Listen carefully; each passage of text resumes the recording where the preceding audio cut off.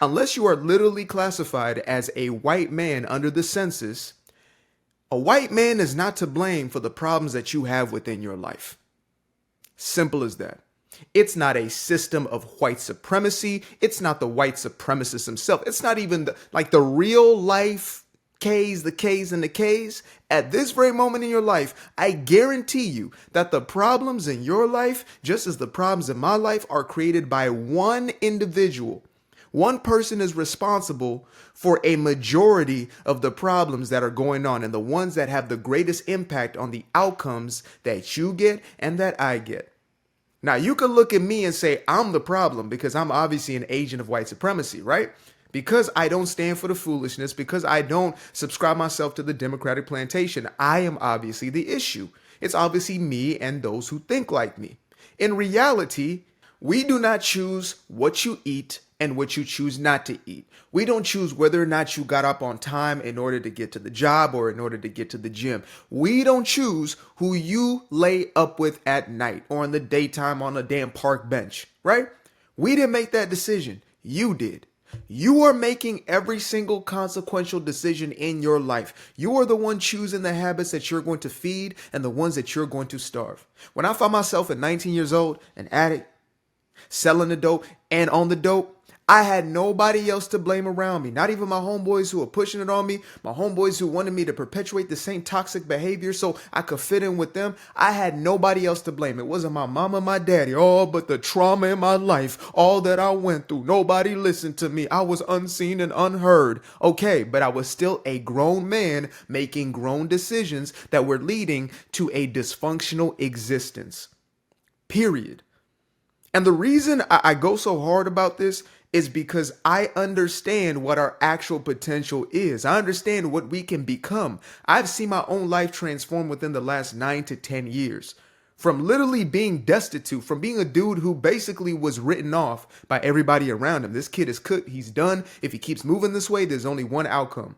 And three out of the five of my best friends ended up with that very outcome. 3 of them. Because they decided to continue to take those steps. May God rest the dead, but the reality is their decisions led to that point. We could look at every single additional factor. There was childhood traumas and unexhibited behaviors that were really underlying and then showed themselves later in life, etc. We can go all day, but I was there because I was one of them. I was there to see, oh, we were doing wrong when we knew it was wrong. We were saying yes when we should have been saying no. Because again, I was right there with them until one day I made a decision that I was no longer going to do that. Now, I still had a little bit of that victim, perpetual self-victimhood going on. But at a certain point, I realized that if I want to do anything that is worth a damn in my life, I have to let this go. It is an easy scapegoat, especially for black folk and anybody who is now considered to be a part of this, so-called marginalized group of individuals, so-called minorities, right? If you are a part of this classification of people, you are almost automatically seen as being an oppressed individual, that the white man is out to get you, that the white man is the biggest problem in your life. It's an easy scapegoat. And I say, when it comes to success, all you need is one excuse to get it done.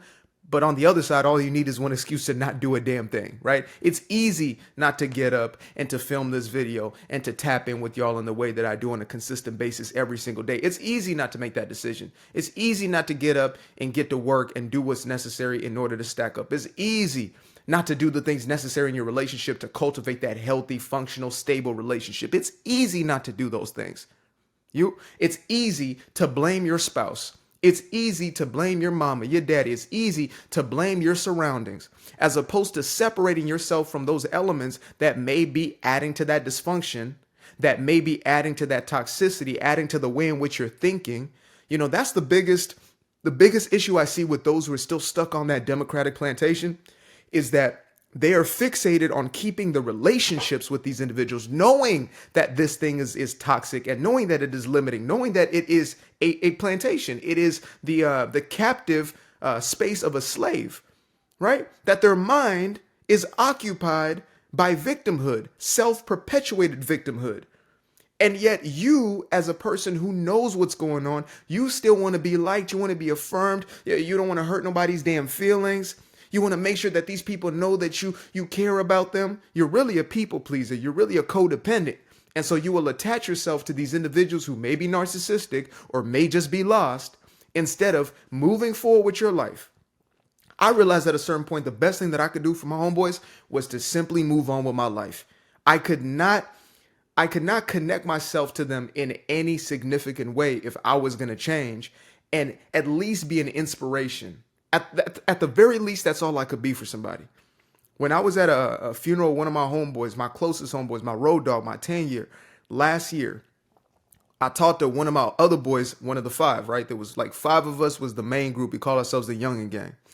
And he told me, he's like, bruh, you told us back in the day like this was going to happen. You told us. You always said that this was going to happen. He's like, man, I always kept that voice in my head, even, when I was in and out the pen and things of that nature, because, that became his life situation. That became the byproduct of his own decisions, continuing some of those same behaviors. He ended up, getting locked up a few times throughout the years. And he said when he sat down for a while, he had to say to himself, like, bro, like, what are you actually doing? And he came to me and he told me, he said, what you used to tell us at 19 years old, like, it stayed with me and it came back to me when I needed it most, when my mama was not willing to bail me out anymore. Thank God. When nobody was willing to enable these behaviors anymore. And I really had to just sit with myself and had to think about, what am I doing with my life? And so for me, that was another reflective point to say, bruh, you made a decision at 19 that changed your life for the best. Not a white man could have stepped in and given you a damn coupon, a handout, a EBT card, a EDD, a PPP loan. None of that. None of that would have changed anything. Some of y'all are just waiting on reparations. You're waiting on your 40 acres and a mule. I promise you, if you do not have the ability to sustain wealth, if you got 40 acres and 40 mules, you would lose them by next week. Just like somebody winning the lottery. You will get $100 million in your bank account, and by the end of the year, you will be in debt. So money ain't a money problem. It's a self problem. It's a mentality problem. It's a you problem. It's a me problem. There is no white man in the world that could come into your life and fix your problems. And you want to blame them for the problems that you created or you perpetuated. Maybe you didn't start them, but you sure are perpetuating them and choosing to continue them. Maybe it was your mama, maybe it was your daddy who was there or not there. And so you could say, okay, that's my foundation.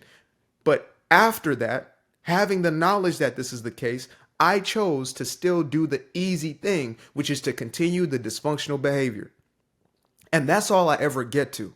I get crucified at the altar sometimes, not even at the altar, at the damn stake. You understand me? Because I say things like this. They want to celebrate 21 Savage. They want to celebrate Future. They want to celebrate Boosie. They want to celebrate the thug element, the one that is promoting dysfunction.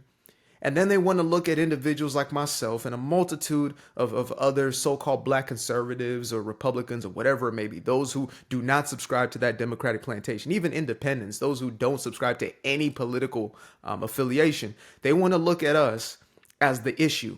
They want to look at the individual who speaks on personal agency, the one who speaks on taking personal responsibility within our own actions, our own lives.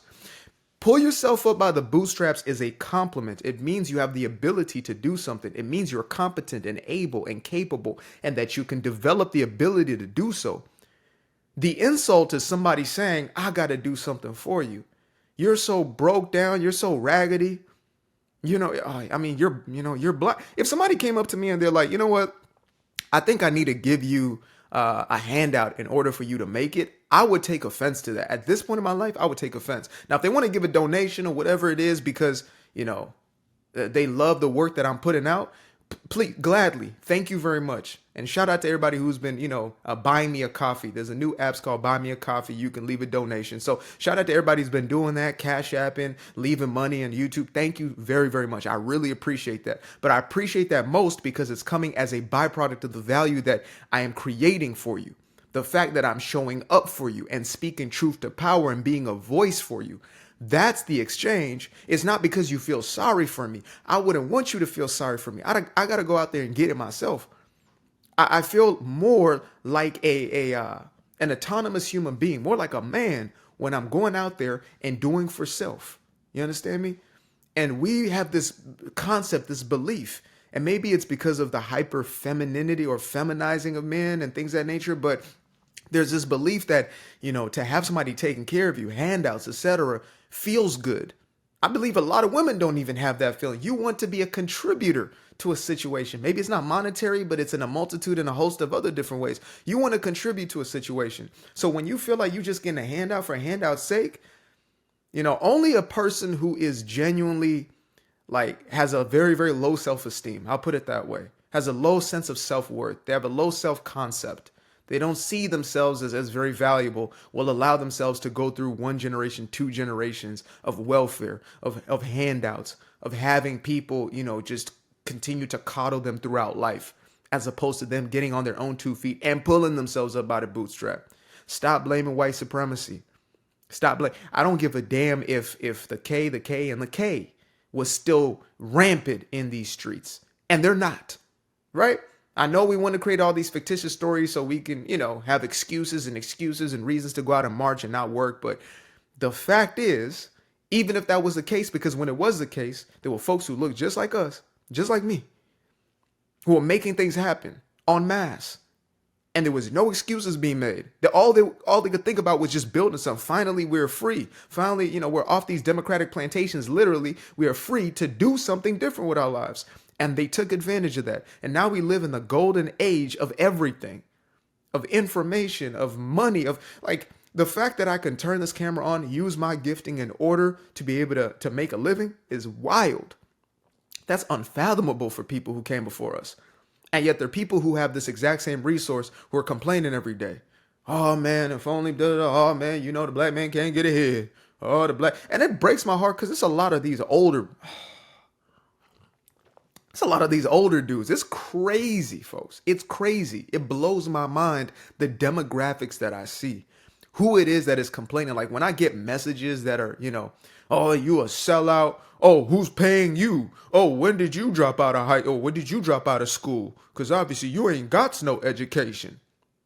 The people that are almost always the ones messaging that, if it's not some sort of, white San Francisco liberal, it is an older black man. It is actually insane.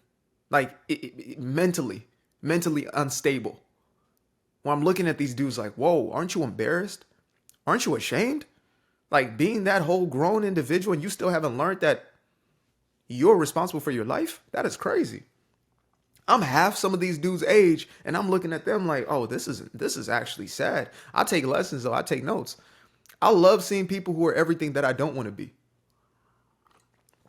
That inspires me more than even seeing, what I actually want to be. I can see somebody and they're thriving and it's wow, that's inspiring. But when I see somebody who is completely destroyed their life due to their decisions, that's the best type of lesson for me personally. That's me personally. That's just how I'm wired, right?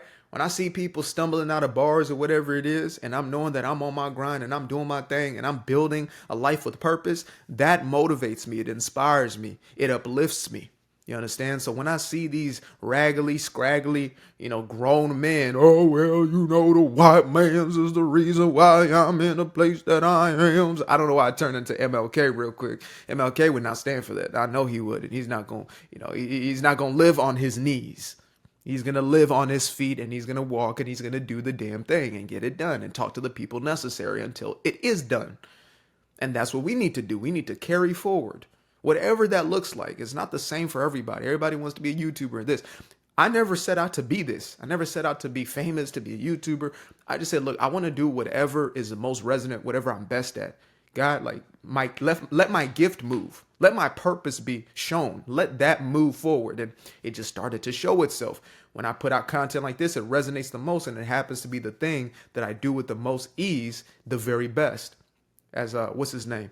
Steve Harvey says, your gift is the thing that you do with the least amount of effort with the greatest result. And for me, it's being able to articulate these messages in a way that resonates. And you have something in you. You have a multitude of gifts in you. If you don't use them, essentially, it's like a mockery to your creator. And you're not going to get the things that you want. It's as simple as that. The white man can't come over here and, okay, let's discover your gift. No. They can give you the DEI job, they can give you the affirmative action or whatever it is that you've been begging for, and it's still not going to be satisfying. It will never be enough. because it's a job for you and you only, period. I used to be afraid of the dark, a place unknown like a heart in their heart. I used to see my life in the bar. Now the kids unchained, every shackle is lost. 2 steps in the moonlight, 2 step in the daytime. You just know when it feel right. You got a feeling the time's not. See you through those shades that I just threw on. Through my lenses, you just can't do no wrong. I fell in love with myself again. I fell in love with myself. I fell in love with the sunshine. I fell in love with the light. I fell in love with the full moon. I fell in love with the night. I can see the light again. I can see the light. You can see the life in him illuminate the night. I know the time is taking. A 365, that's a full rotation. I see you looking up, you know them constellations. Constantly gazing like house of praises, you get to praising.